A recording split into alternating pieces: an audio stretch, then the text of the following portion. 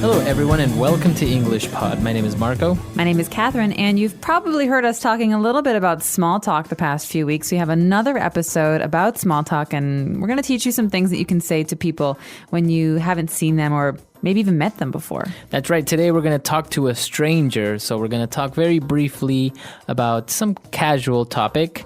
And so let's jump into the dialogue and see what happens.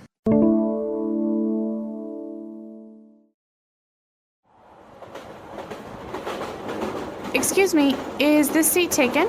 No, please, feel free. Thanks a lot. Do you work in Shanghai? Yes, I do. How about you? No, I'm a tourist. This place is amazing. It's much bigger than I imagined and much more exciting. There's so much to see here. You can say that again. It's much more modern than people imagine.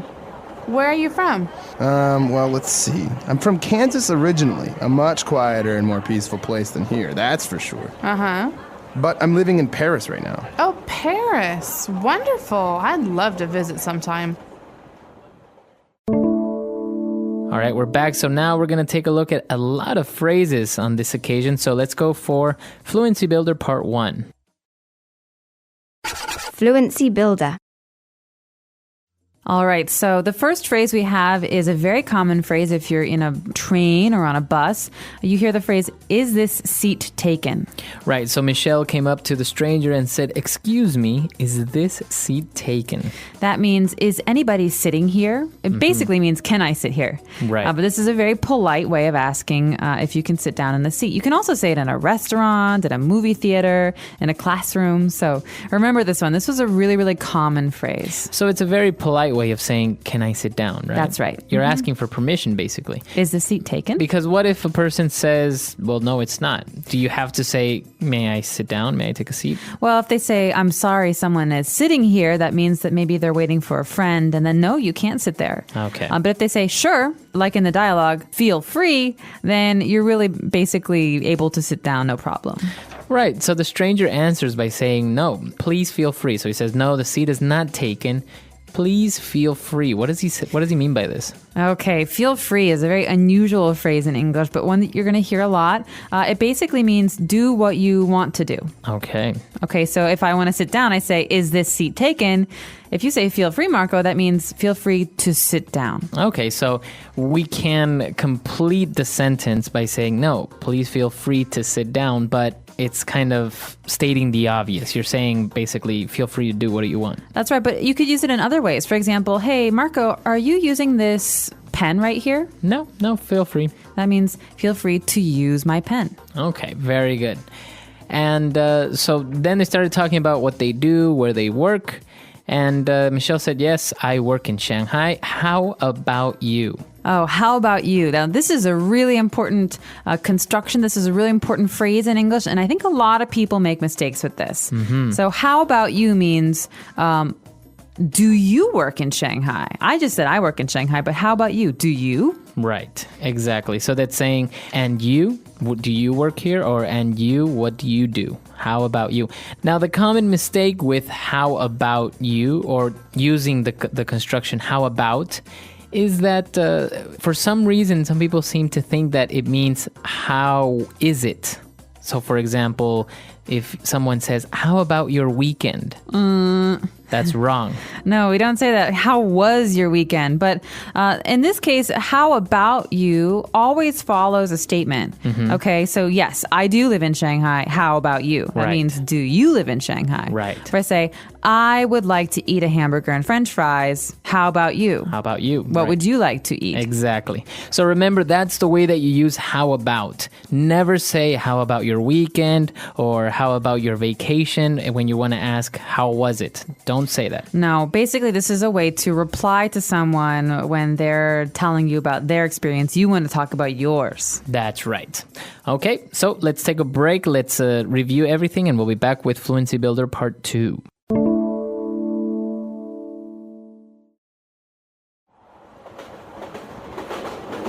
Excuse me, is this seat taken? No, please, feel free. Thanks a lot. Do you work in Shanghai? Yes, I do. How about you? No, I'm a tourist. This place is amazing. It's much bigger than I imagined and much more exciting. There's so much to see here. You can say that again. It's much more modern than people imagine. Where are you from? Well, let's see. I'm from Kansas originally, a much quieter and more peaceful place than here, that's for sure. Uh-huh. But I'm living in Paris right now. Oh, Paris. Wonderful. I'd love to visit sometime. All right, we're back. So now let's continue with some more phrases on Fluency Builder. Okay, this first phrase is one that I really like to use. The phrase is from Michelle. She says, you can say that again. But she's talking about how Shanghai is so big and so exciting. And Michelle says, you can say that again. Now, what does this mean, Marco? That's right. So she is basically agreeing with the person. The stranger says, Shanghai is amazing. It's great. There's so much to see. Michelle says, you can say that again. It's saying, I agree with you. You are so right. I really agree. All right, so this is very emphatic. That means that it's really, it's more than just I agree. It's I really, really agree. The person really feels something about this, feels passionately about it. That's right. So if you go to the movies and you say, oh, that movie was terrible, you can say, you can say that again. Exactly. That means, oh, I agree. It was really bad. That's right. Now, when Michelle asked the stranger where he was from, he says, I'm from Kansas originally. Okay, what's originally? I'm original? No. I'm from Kansas originally means maybe I don't live in Kansas now, but that's where I come from. Origin, originally. That means, at the beginning. Right. So just remember, Kansas, by the way, is one of the states in the United States. And so he's saying he's from Kansas, but now he lives in Paris. So that's why you say, I'm originally from Kansas, but I live in Paris. All right, so Marco, you live here in Shanghai, but where do you come from originally? Originally, I'm from Ecuador. All right, and I'm originally from Chicago, but I currently live in China. That's right. Okay, so as he was talking about Kansas, he also said that, well, it's obviously a lot quieter and more peaceful, and then he ends his statement by saying, that's for sure. That's for sure. And this is a phrase that we use to add emphasis on something. It's almost like saying, this is a really quiet, much quieter and peaceful place. That's for sure. It really is. It's not like you're adding anything to the statement, like no meaning, but you're actually kind of making it more strong. Right. You're saying it's a fact. It's a fact. It's really this way. So obviously Kansas compared to Shanghai is a lot more quieter. That's for sure. Or I could say that in Chicago in the winter, it's a lot colder than Shanghai. That's for sure. Right. So again, you're emphasizing on your statement, telling everyone that it's very, very much like this. This is how it really is. Okay. So that's all the phrases we have for you. Why don't we listen to our dialogue one last time?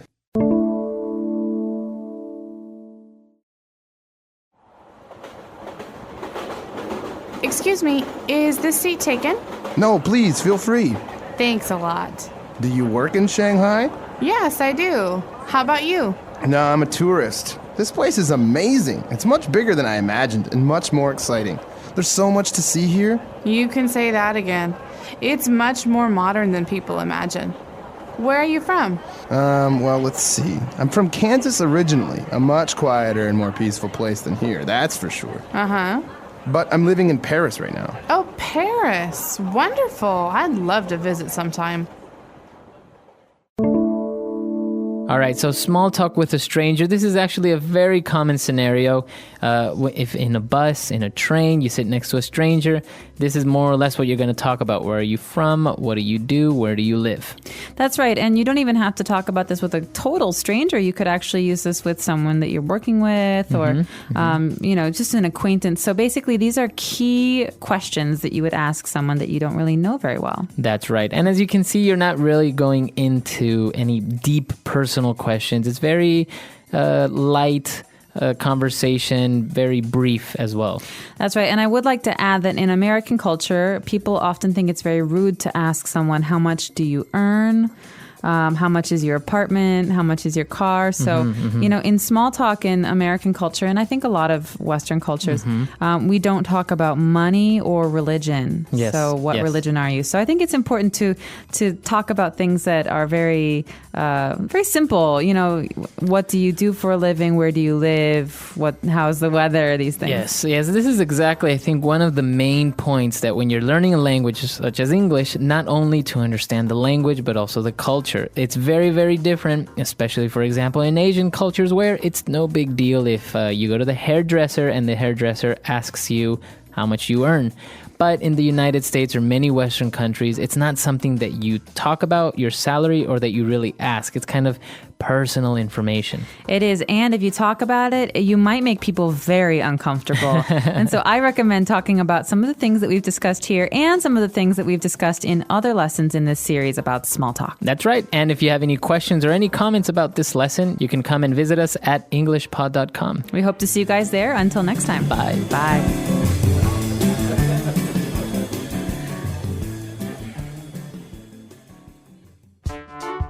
The English Pod Audio Review. Listen to the meaning, then say the vocabulary word. A person who is traveling. Tourist. Causing wonder or astonishment. Amazing. High-tech. Modern. Originally. Calm or tranquil. Peaceful. To form a mental image of. Imagine. Excite. Exciting. Let's try that faster. To form a mental image of. Imagine. Excite. Exciting. High-tech. Modern. Originally. A person who is traveling. Tourist. Causing wonder or astonishment. Amazing. Calm or tranquil. Peaceful. Now say the word and hear it in a sentence. Peaceful.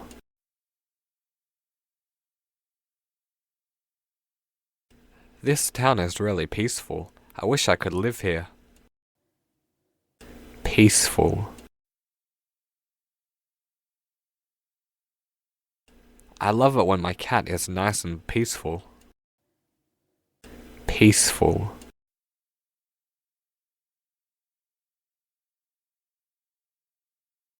When my son goes to university, I'm sure this house will be peaceful. Modern.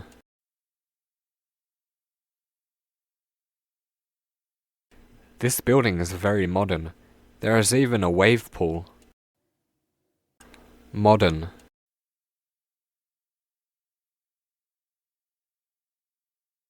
Japan is a very modern city. I wish my country was like that.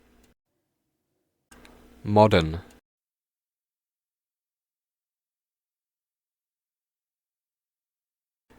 I don't like modern architecture.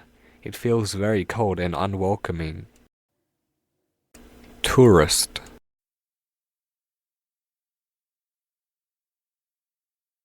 I've lived here for ages, but I still feel like a tourist. Tourist.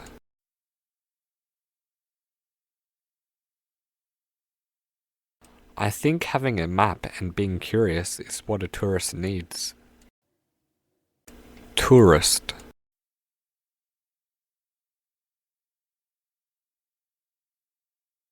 Tourist groups are so annoying. They never see the real side of a country. Originally.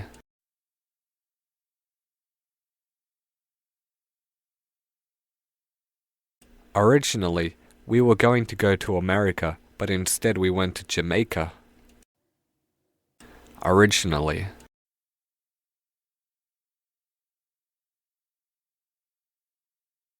Originally, I'm from Ecuador, but now I'm a proud Australian. Originally.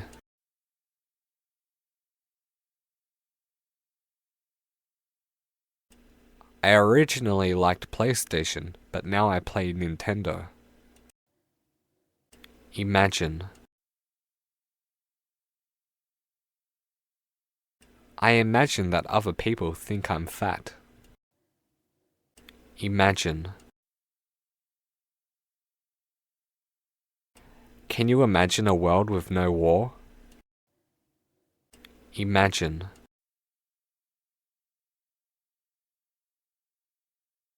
Who could have imagined that Obama would become president?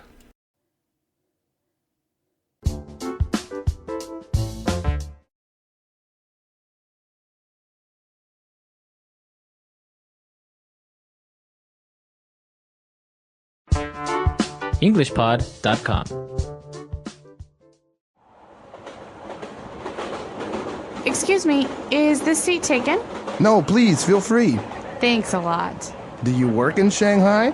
Yes, I do. How about you? No, I'm a tourist. This place is amazing. It's much bigger than I imagined and much more exciting. There's so much to see here. You can say that again. It's much more modern than people imagine. Where are you from? Well, let's see. I'm from Kansas originally, a much quieter and more peaceful place than here, that's for sure. Uh-huh. But I'm living in Paris right now. Oh, Paris. Wonderful. I'd love to visit sometime.